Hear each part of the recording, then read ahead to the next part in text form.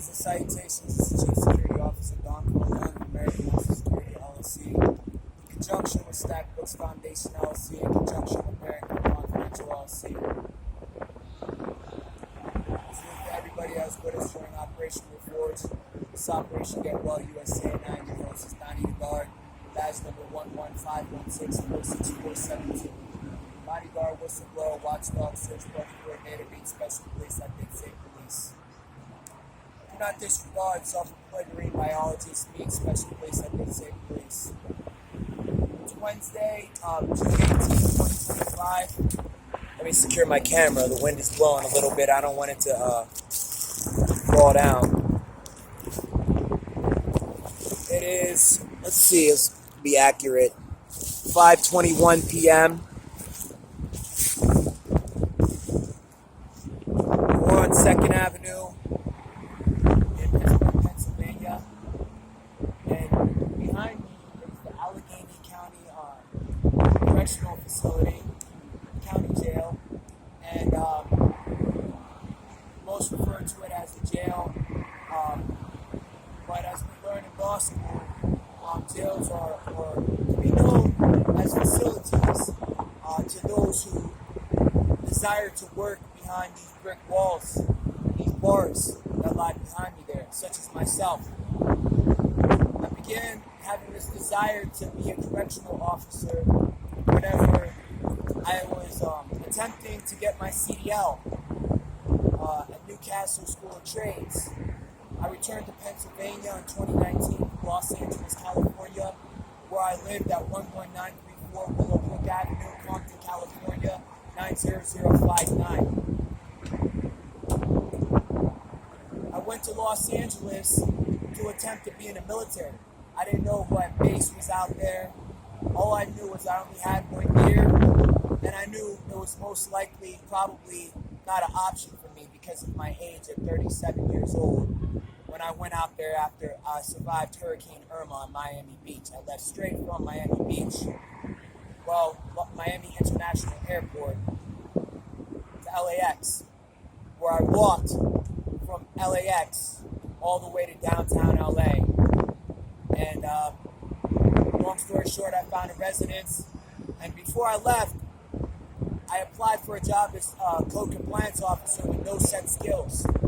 Of doing anything code compliance, of doing anything community development outside of what I did as a maintenance worker for Jewish Community Services of South Florida.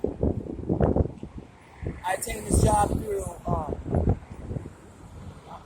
job placement opportunity, and it is known as 555, which is an emergency disaster response for people who are not familiar with Miami and its wavering future. But I got the opportunity to work there and help clean up Flamingo Park, clean out the beach, and clean out the municipal department that is in Flamingo Park. From approximately December to March, I worked there for approximately 3 months. And then in March, I returned to Pittsburgh because somebody's birthday was here. That's neither here nor there. So, round and about, here I am. And I found out when I applied for a loan that I still had a loan in default. So, this was before Biden's plan was, implemented, where a lot of people got debt forgiveness and their debts got, wiped clean or reduced to little to none. So I started paying off my loans one at a time, but I didn't pay them consecutively to when my loan came out of default. So I had to make a choice. It was the beginning of the pandemic. It was around 2021, 2020, going on 22, around that time. And I wanted an education. I didn't want to be my age, 41, 42, with no education. All my friends graduated or had kids and married and successful, even with just the basics. Somebody recommended me to study at Coursera. By that time, I already said, I'm going to take a class at EX, which is a program designed by MIT and Harvard, where I learned child protection in theory and practice. And I passed that class. It was a very difficult class, a disturbing class, but I managed to sit through it, and I got my first certification. And from that point on, I continued and took remote work, which enabled me as an LLC holder and a sole proprietor under my own name to remotely work off the grid for myself and be looked at as an entrepreneur, not a freelancer. In other words, a contract laborer, a journeyman, a marine biologist. So, citizens, politics, special interest groups, and things of that nature was my third certification. And then I also began studying religious studies by studying Islam, which I know nothing about. My first religion is Christianity. Fundamentally, I'm still a Christian, a believer on these principles, but I don't always practice what I preach because I just believe in paying the bills and that's it. Voting and being a community man. But along the lines of before my lease was up, some guy tried to stab me in my apartment, and I didn't really know him that well, but I realized from that point on, I was tired of being the type of guy just to call 911 and not be able to handle my own problems. I had opportunities where I was able to be in the life of kids that were not biologically mine, but being a protector is something where I was lagging. My life was the diary of a wimpy kid. A lot of my jobs were restaurant, freelancing. I spent a lot of my time smoking weed, just really not getting that chin to knuckle understanding of being a mechanic in a garage and working with guys. How you doing? Good, sir. And working with guys that it's not my way all the time. And, at work, we don't always get the opportunity to look at a pretty face. I don't know about you, but if you ever worked in a garage, and I only had one opportunity, and the owner of the garage said, you got to come back whenever you take this shit serious. He asked me to lower this device that lowered the car down, and it wasn't a jack. It was like, it caused the car to go down. It costs a lot of money. Anybody with one of these knows what it is. Black mechanic from out my way, man of color. Everybody knows who he is. But, I almost dropped it on his head. And he says, man, you're not ready. And I wasn't. So, I tried painting, tried my hand, this and that, but eventually I went to the public library at Newcastle and I got a book for the correctional officer exam, and I started studying it. I'd be at the shelter in Newcastle where people would see me studying and would say, is that what you really want to be? Because I know people I can talk to before you put in a good word for me, etc., etc.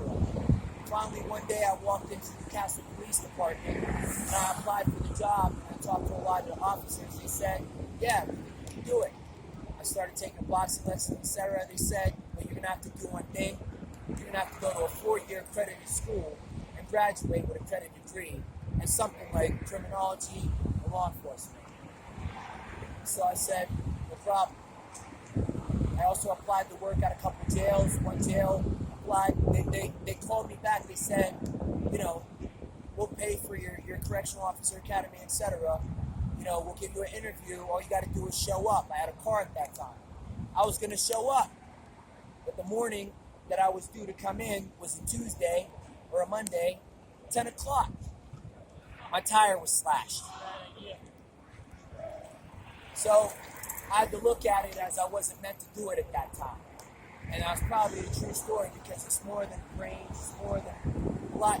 It is a lot of brains, but going behind the brick wall, all those guys in there, I don't really know what they do, but I watch Ricky here behind bars every single day.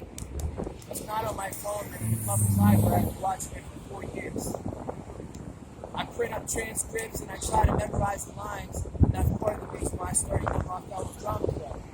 Not just so we can be some wannabe porn stars or whatever. Yeah, everybody has that fascination. Everybody wants to be all porn stars for myself. But to get down the steps and keep on doing it, stuff that I can't really fathom what it's like to do in real life. But that's about it. I just wanted you to see that, and stay tuned for my documentary to end homelessness with veterans. And it's called Aarao. Came up with the name yet, but I got a lot of students working on this project, and I'm looking for some guys who want to join my fellowship or anger management group. It's about the brain, so I'm gonna call it a rap. You don't have to want to be a police officer or a firefighter or whatever. You just gotta want to do something that's gonna require some elbow grease. You're still sharp and still here, and you're still sitting in place police officer. You want me to sign out. I see the urgency, I feel an urgency on Cornelio, you got a long bar. Join me. Anger Management TV on Instagram, on YouTube, Young Odd Fellows Drama Club. You know what it is. You can't handle the truth TV. We out of here. Oh yeah, don't forget to vote for me for America's Next Top Hit Maker. Because hey man, every man is some form of a musician behind it all. At the end of the day, they won't take my dream and they won't take my song. I rest my case. Not guilty. Stay hard. Splash.